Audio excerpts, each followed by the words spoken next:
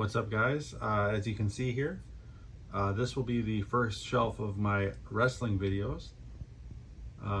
First, I have WrestleMania 1. This took place in 1985 from Madison Square Gardens. Considering this was very early WWF, it was pretty good. You know, it didn't have all the lights and the big entrances. Like, barely anyone had any entrance music except for like Hulk Hogan and Roddy Piper. I mean, overall, it wasn't a great show. It was an average show. I know it's a popular pay-per-view because it was the first one, but I mean, you know, I only thought it was average, but still, you know.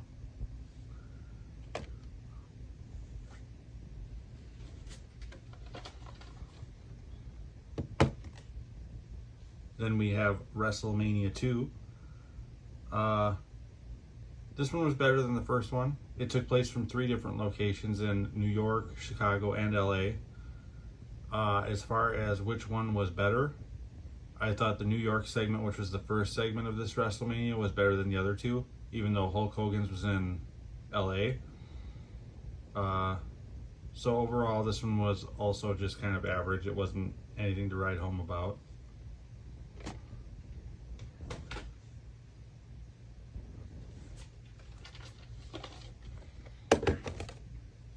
Then we have WrestleMania 3. This one was a lot better. I mean, it had the big grandiose WrestleMania type feel to it because it took place at the Pontiac Silverdome in Detroit. The matches were a lot better. You know, people kind of had their stuff down as far as routines and what worked and what didn't.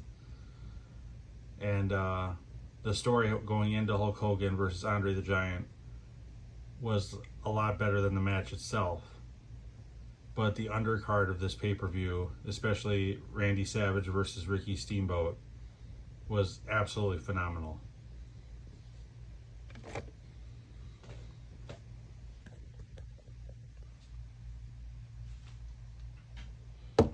Then we have Survivor Series 1987. This was the first Survivor Series. It was only 2 hours long as opposed to 3 hours like most of the like WrestleManias were.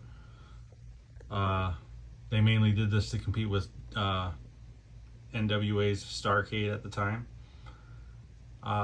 This pay-per-view was okay. It wasn't bad.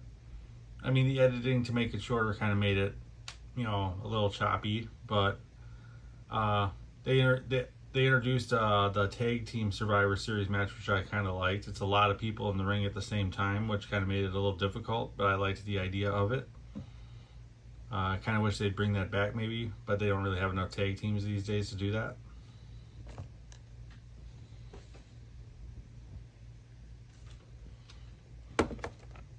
Then we have WrestleMania 4.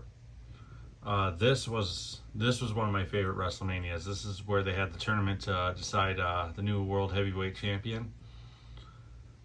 This version is only 3 hours long, but they have the double tape version that they released on Coliseum Video before they did this release, obviously. That was more like 4.5 to 5 hours long because it had a lot more celebrity interviews and things like that. But a phenomenal show. You know, this is when Macho Man Randy Savage won his first world title right here. And $1 Million Man Ted DiBiase became, you know, the big heel in the WWF at the time.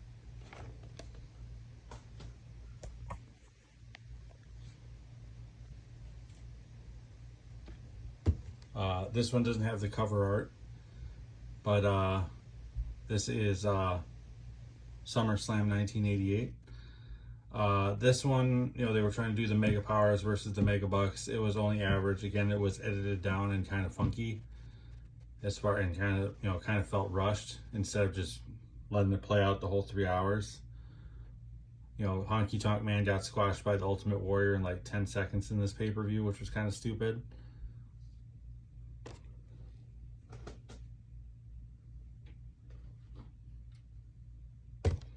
This one also doesn't have the cover art, but this is Survivor Series 1988.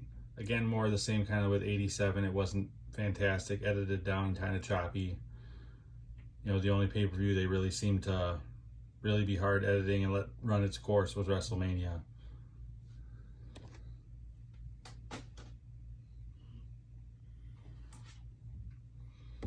Then we have Royal Rumble 1989. This is the second Royal Rumble. This was one they actually made it a pay-per-view instead of being a television special like the first one. This one was okay. You know, Big John Studd won this one, and I don't think anyone cared. You know, there was no stakes in the Rumble match itself, which kind of made it kind of pointless. It's just another battle royal.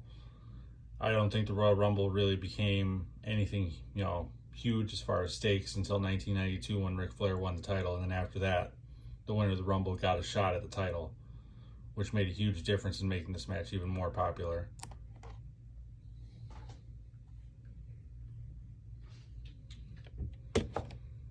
Then we have WrestleMania 5. This one was a really good pay-per-view. It wasn't as good as 4, but the main event with Hogan and Savage, the story and the match both delivered for once.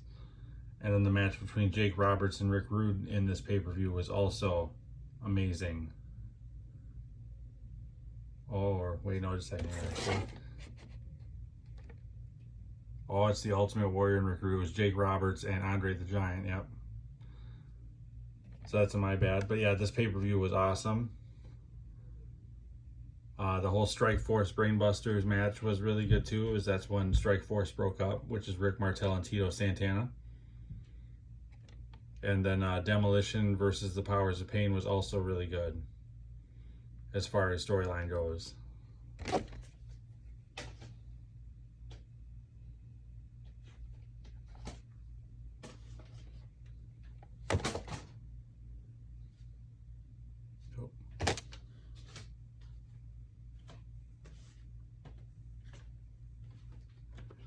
Then we have Survivor or SummerSlam 1989. This pay-per-view was average. You had Zeus, who was not really a wrestler. You know, they were just trying to get another big bad person to face Hulk Hogan, and they put Bruce Beefcake as his partner, who I didn't really care for, but he's one of Hulk Hogan's buddies, so whatever.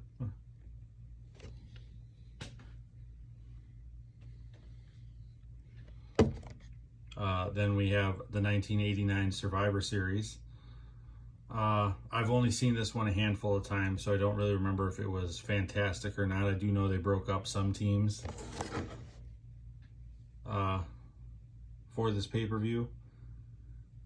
As you can see, like Jim the Anvil Neidhart is with the Ultimate Warrior, but then Bret Hart's on another team, which was weird. Where was he? Yeah, so I mean, it's awkward. It felt rushed, but whatever.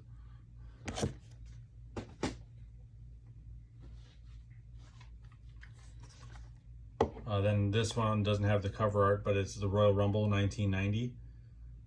Better than 89. It's a fun watch if you just like to watch the Royal Rumble match. All the matches beforehand were just kind of the squash matches. And then finally, WrestleMania 6. This one was an okay WrestleMania. It seemed long, but there was a lot of matches in it, so nothing really dragged. The match between the Ultimate Warrior and Hulk Hogan was just okay. It was better than what they did in WCW in '98. But all in all, this was just, in my opinion, average. And that's it for this shelf of my wrestling collection.